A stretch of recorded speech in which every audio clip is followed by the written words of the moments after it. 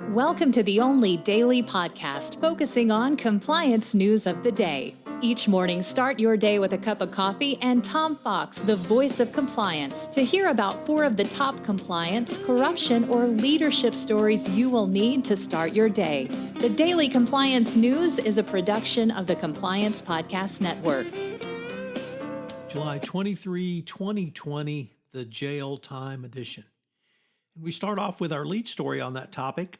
From the New York Times, the ex-CEO of Wirecard was arrested on new charges of defrauding banks.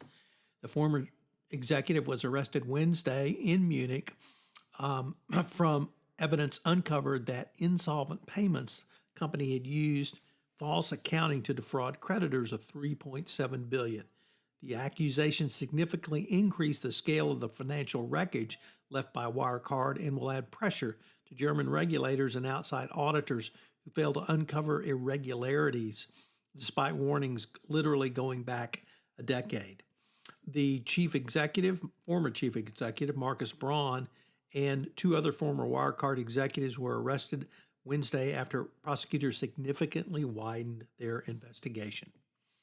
Next up, along the same lines of potential jail charges, Italian prosecutors have asked for executives from the oil majors Eni and Shell to be fined and have jail time over their alleged bribery and corruption in Nigeria.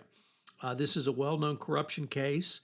The difference here is that the corruption payments were made directly to the Nigerian government, who then distributed part of the purchase price as bribes for politicians and middlemen. Both Eni and Shell were aware of these payments would be made, but their defense is, hey, we paid the money to the Nigerian government. What they do after that is their business. That certainly would be a defense under the FCPA, because any payments made to a foreign government satisfy the FCPA. But here we have the twist where apparently both Shell and Eni were aware where these payments would go. The question is that going to be enough for a bribery conviction under Italian law? The trial will resume in September. A decision is not expected until the end of the year, but this is one that a lot of people are watching, because this has become a rather routine bribery scheme where you pay the government and then the government doles out the bribes. Next up, the New York financial regulator, the DFS, filed charges against a subsidiary of the insurance company First American Financial in the first enforcement action by the DFS under a set of rules requiring banks and other financial services companies, including insurance companies, to maintain cyber protection.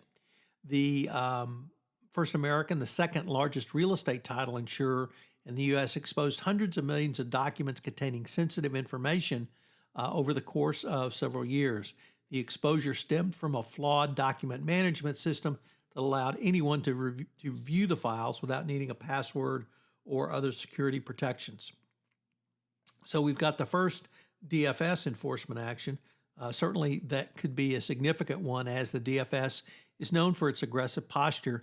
It has not gone after companies for cybersecurity breaches, but this certainly portends that going forward.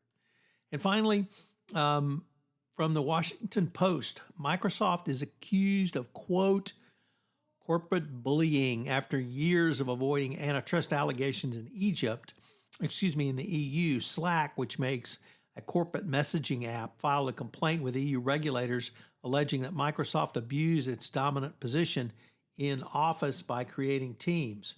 So interesting that a competitive move by Microsoft is the basis of a complaint for corporate bullying. Obviously, antitrust implications apply, but Slack has not been able to get, nor has anyone else been able to get, the EU regulators to move on that to date. So, corporate bullying. Thanks for listening to this episode of the Daily Compliance News, which is a production of the Compliance Podcast Network and a proud member of C-Suite Radio.